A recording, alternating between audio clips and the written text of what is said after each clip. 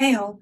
In today's video we'll be making an input component. We'll first be making a label subcomponent with an option to mark it as required or have an info icon. We'll then be making an overall input component that can have a left or right element that could be marked as a drop-down and that could have a hint text below. So before we get started, there are a couple of things that would be nice to have as you are working through this tutorial. It would just make it much faster and easier. So first, I have a couple colors here for like coolish gray colors that I'll be using for like text, border, for icons. And one thing I'm going to do now is I will select all of this and I'll run the Styler plugin. That just helps to very quickly create all of my styles. And then another thing I have here is a couple of icons that I'll be using for like labels or left or right elements. And these ones I just grabbed from Phosphor Icons here, and I already turned them into components. I also grouped them so that when I go into my components, I can see that there is an icon group right here. And this way I can just keep the individual icon names very basic as like check instead of icon check or something like that. We'll begin by creating our label component. And the reason I want to keep it as a separate component is because we may want to use it not just with a simple text input component, but maybe with checkboxes or radio buttons or some other input fields. So it's nice to keep it separate. So to create the component, you will begin by creating a simple text layer, and I'll just call it label. I'll make the text bigger, around 16 pixels, and I can keep it as enter. Then I'm going to change the color to be, I think, gray 700, just so it's a little lighter but not too light. And the next thing that I'm going to do is I'll grab an instance of the info icon and I'll change the color of it to 700 as well. Now I can group these two layers together, and I just do Shift+A to quickly create out a layout. And looks like it's already centered, which is what I want.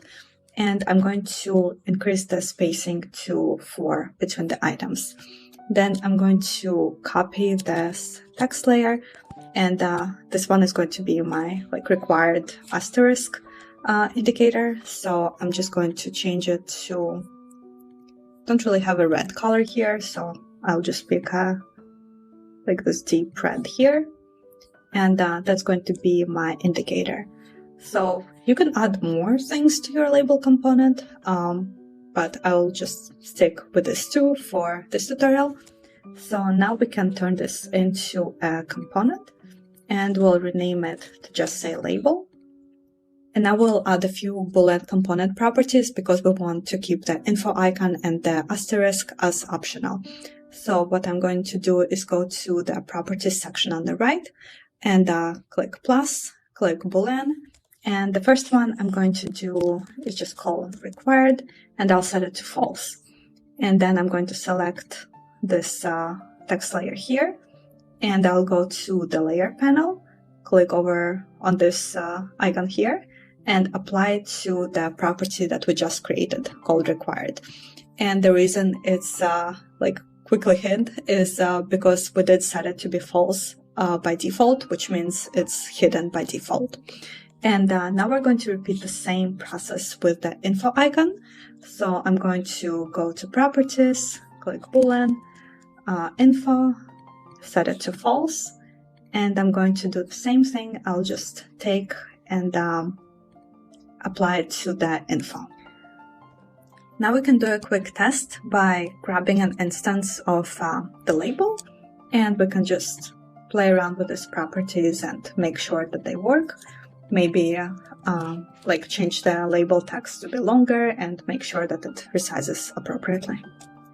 Now we're going to create the actual input part of the component. So once again, I'll begin by creating a text layer, and let's just call this one text. And now I'm going to do the Shift+A to create auto layout. And for padding, I will do 12 vertical and maybe 16 horizontal. And I'm going to add this stroke of gray 200 and give it 4 pixel border radius. Actually, maybe I'll change this to 12. And then this first variant that I'll be creating is I wanted to indicate a placeholder text, so it is going to be a little lighter, maybe a gray 500, so I'll change it to that. And the next thing is that we're going to give it a drop-down indicator, which we'll hide and make optional later on. So I'm going to grab an instance of the carrot down icon, and then I'll update this to be centered. And I'm also going to set it to space in between. And I'll change the color of the icon to 500.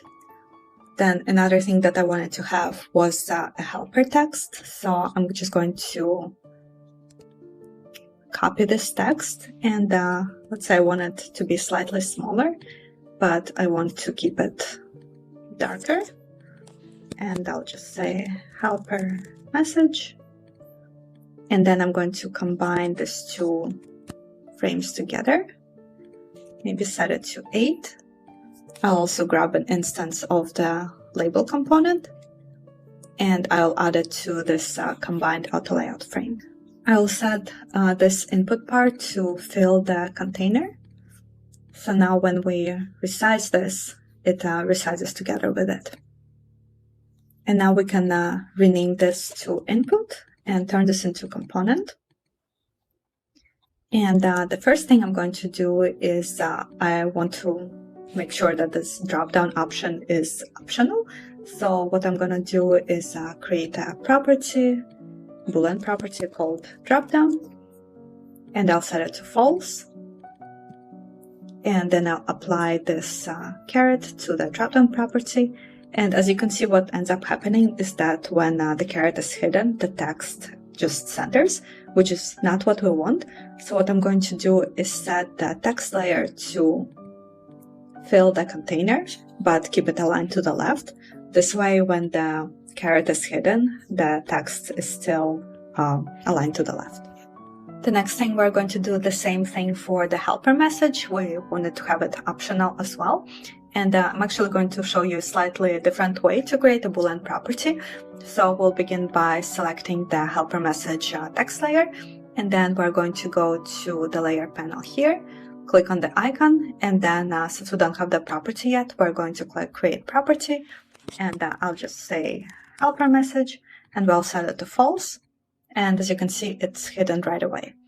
So another thing that we can do is let's take an instance of the input component, and as you can see, I can make a drop-down, make a helper message, but one thing that I can do is change any of the label subcomponent properties.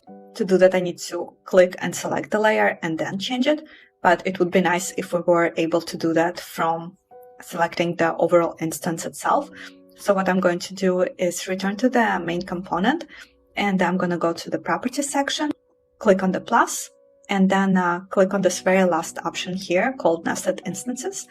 And I will select the label. And now when I return to the instance, I can see that the label properties are visible right away, which is super neat. So another thing that we can do for the label is, let's say we don't always want to have the input component to have a label. So what I'm going to do is, again, make it optional using the Boolean property, and I'll follow the same thing that we did with the helper message.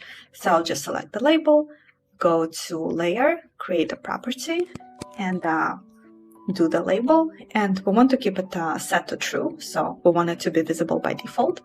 So now what I can do is return to the instance, and I can turn it off, and it will be hidden. And the good thing is that when the label is hidden, the label properties are hidden as well, so they don't clutter the view. But when I turn it back on, I can see these properties here again. Another thing that we want to add to the input component is an option to have a left icon element, or a right icon element. And to do that, I'm just going to go back to our icons here, and I'm going to grab one of them and put them right inside the input. And I'm going to update this spacing to be, let's say, 8, and change the color of the default icon, maybe to 500. And then maybe I'll do the same thing with the right element. And this one, I'm just going to put it all the way at the end. And let's change the icon as well. And now we're just going to create the properties for that. So I'm going to select the left icon first. And I will do create property, left icon. And this one is going to be right icon. So now what we could do, we have these icons here, and we could actually change them to different icons by just clicking on the drop down. And we have only like 6 icons here, which is not a big of a number at all. But let's say we first have like 30 icons, which is a lot. And second, there's certain icons that we want to be used as a left element, but there's some that we don't want to be used or shown in here at all. And we can actually use preferred instances to configure which icons we want to be used in this case. So we're going to return to the main element, and I'm going to select this left icon, and then I'm going to click this icon here that says create instance swap property. And I'm going to add a couple more preferred values. So maybe we want to have like a phone icon. If it's like an email input, you might want to have an envelope icon. But let's just do 2 icons for now, like a phone and a dollar. And let's do create property. And we'll rename this to, I don't know, preferred left icon. And let's put it under the left icon. And then we're going to do the same thing with the right icon, and same thing. And for this one, maybe we want to have an eye icon in case we use it as a password field. So we'll just keep the 2 as well. And now when I return to the instance and click on here, I only see these 2 icons. I don't see the rest of the set. Lastly, I don't want my left and right icons to be shown by default, so I'm just going to change this to properties to be set to false by default. And again, you can test this out by selecting an instance, and as you can see, you don't see the properties for changing the type of the left icon unless you turn the left icon property on. So again, it's nice that it doesn't clutter the view. Okay, so now that I have all of my Boolean properties set, what I can do is create a variant for an input component that shows a filled text, which is a very minor thing. And all it really means is that this text is going to be different color. And the reason I'm doing this in this order, like all Boolean properties first and then the variant second, it's because when I create a new variant, I'm going to inherit all the Boolean properties by default. And if I were to create the variant first and then do the Boolean properties, I would need to be working with 2 variants at the same time, which is not really a big deal, but it's just a little bit faster to do it the way that we did it here. So what I'm going to do is click a plus, and I'm going to name my property as filled. This one is going to be no. This one is going to be yes. And the only difference that's going to be here is I'll change the gray from a placeholder 500 text to 900, which is our darkest gray here. And make sure when you do this that you keep the values the same.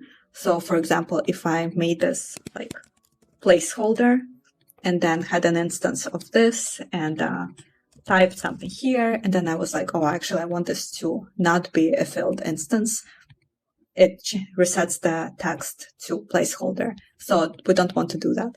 So just keep the text the same. And this way, let's try this again. I take an instance, change the text, and then decide that I don't want it to be marked as filled. I change it and the text value is preserved. So that's about it for the input component. One last improvement that we are going to make is to the helper message. So now let's see, we have an instance and let's have a helper message. What ends up happening is if you have a long one, it just kind of goes out of bounds, and we don't want that. So what we're going to do is let's turn it on in the main instance for now. Also, let's just give this auto layout so it's easier to work with. So we're going to select the helper message, and then we're going to set it to fill the container. So now, as you can see, it kind of wraps down to the second line when it goes out of bounds. And of course, you don't want your helper message to be super long and span like 5 lines, but if it's 2 lines, it's totally fine. You just need to make sure that it wraps to the second line. And now we can just turn it back, set it back to false. So that's it for the input component. To be honest, this used to be my least favorite component before Figma introduced the Boolean properties, because you literally had to have a variant for everything. But now all you really need a variant for is for something that you can't have a Boolean property for. So like something that can be like toggled on and off, kind of like differentiating between the filled value and not filled value. But aside from that, now it's just much more manageable. And the last thing is that this was obviously like a very light version of an input component. There are tons of different directions that you can take this. You can show like focus states, hover states.